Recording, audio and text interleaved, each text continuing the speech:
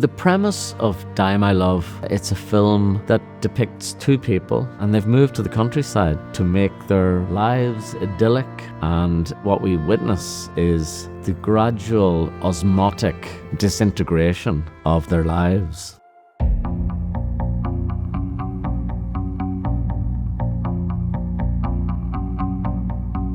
Die My Love for me started when Lynne Ramsay called me up and she said, I've got this wonderful film based on a book by the same name. Anything that Lynne does, I'm up for. She's such a unique filmmaker. When you embark on a film with Lynne, you know that the camera is going to be central to the narrative. It's a pictorial depiction of a breakdown. The psychic labyrinths of a woman who'd recently had a baby in a new home, with all the tribulations and trials of love told with the camera. One of my suggestions initially was, let's shoot on Ektachrome, because we didn't want it to feel like a realist film.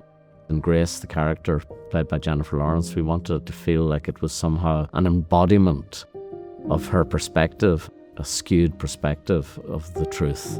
And Ektachrome kind of allowed for that because it really has a unique photographic signature. There is a mystery to film.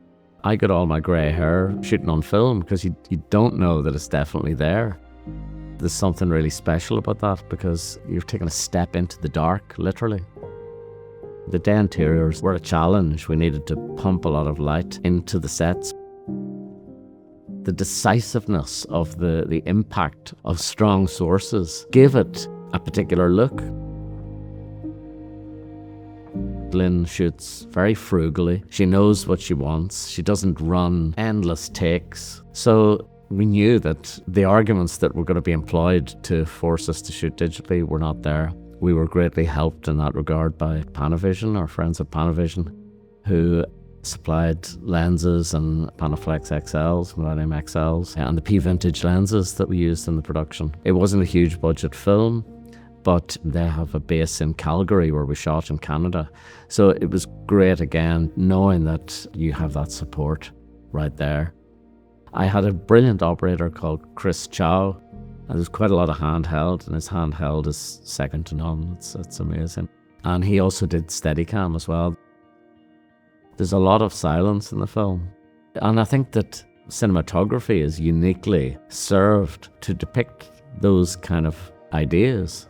I love that when a camera can be eloquent and doesn't have to rely on words. When you're working with people as brilliant, the caliber of Jennifer Lawrence and Robert Pattinson, you've got to give them some leeway because they always offer up surprises and beautiful moments of happenstance that you don't presage. And there's something really wonderful about that, and it's good to be lithe enough as a filmmaker to go with those changes. That's when sort of the unexpected magic in cinema happens. All the exteriors, night exteriors, we shot by day, and it gave a sense of surreality to the night work because it doesn't look real. There's an absolutely avowed sense of artifice.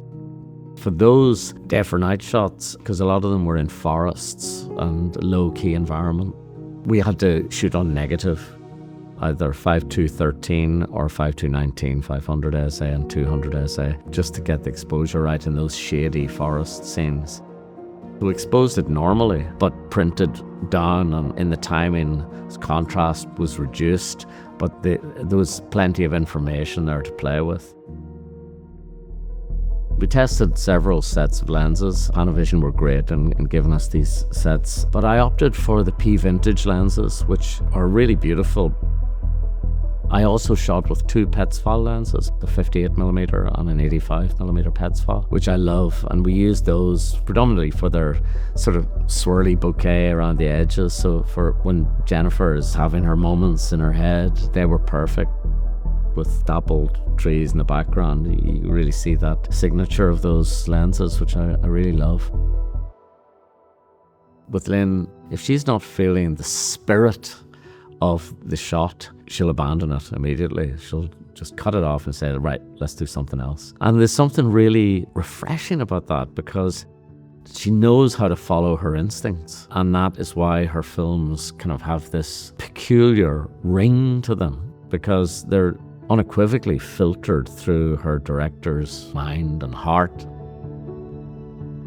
But this film was about portraits, and it was about claustrophobia, and it was about people in a little boxy house. We knew immediately that 1133 Academy was the way to go in terms of the aspect ratio.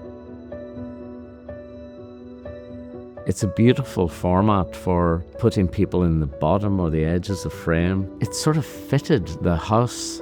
Like, it was a real house that Tim Grimes, the designer, found, and then he enhanced it and designed the film into the house.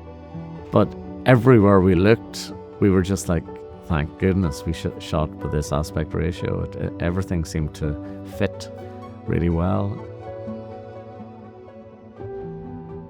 It's interesting, the notion that film can be a reflection of one's mind, and how the way a camera moves can wordlessly depict inner sensibility.